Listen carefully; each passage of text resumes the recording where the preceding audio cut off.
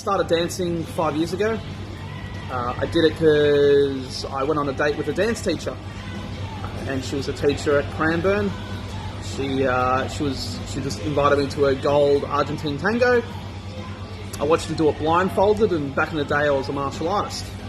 And I remember the date vividly. We were talking about footwork, and we were at the bar using our hands to resemble our feet, and it was very fascinating how similar the two are, both martial arts and dancing. So I asked her what her favourite dance was, and it was the Paso Doble. And I looked up Marshare, and I found one that was close to me.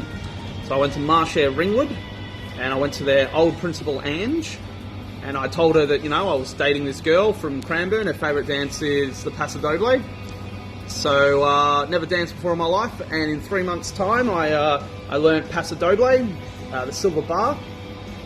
And I remember going to a ball at Cranbourne and just randomly grabbing her, and we did a Paso Doble together, and it was a big shock. I fell in love with dancing straight away, straight after that I should say.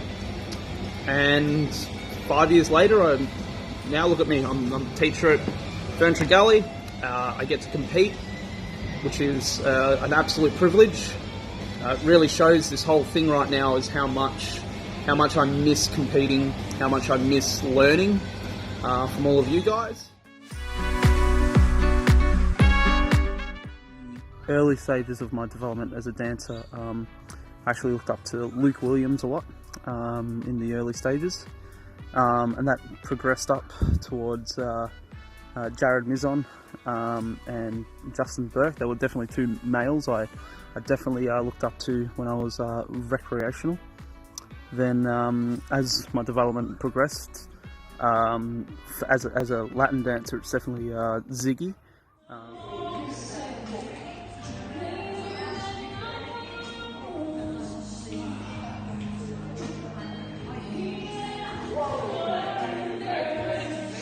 ZEEK. And locally it did have to be Jack Wilson. I definitely love his style of dance.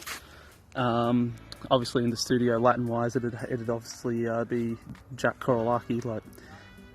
Definitely someone I look up to when it comes to Latin. Greatest memories would have to be first time I won a Latin comp, which was the Victorians for recreational. That was definitely, I feel, a big turning point in my dancing, my competitive dancing. Winning New Vogue, Latin American and Ballroom, Australian champion in recreational. That was a massive turning point for me. And actually more recently, it's not even winning a comp or anything, it's just dancing in general at the moment. Doing all three styles again and training really hard with all five of my coaches. 5, 6, 7, and 8. 1, 2, 3, 4, 5, 6, 7, and 8. It's just a pleasure to be back, fighting fit, and hence why I'm out in this beautiful location out in Ringwood. Just trying to stay fit and healthy at the moment. I think it's just something that you do. The longer you do something, whether it's dancing, martial arts, painting, whatever, I think it's instilled into you to teach the new generations, anyone who's struggling, anyone who needs help. It's definitely big for me, and I don't see teaching as a job. I just see it as it's what I should be doing. Someone who competes, I should be passing on my knowledge to all the younger students, and especially the ones that do want to compete one day. I just feel it's not a job. It's something I have to be doing. I have an obligation to do it. So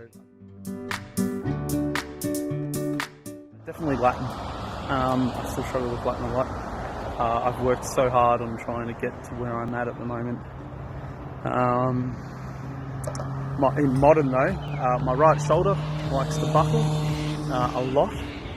I don't know if that's from the surgery that I had on my left shoulder or not, but that's definitely a problem in modern.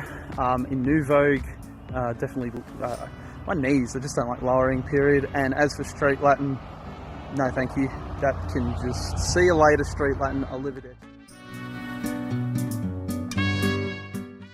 You know what? I just miss dancing, interaction with people, the studio, the coaches, dance partner Min, my students. I'm just gonna miss everything, really. Honestly, I just want to say, like, stay safe to everybody.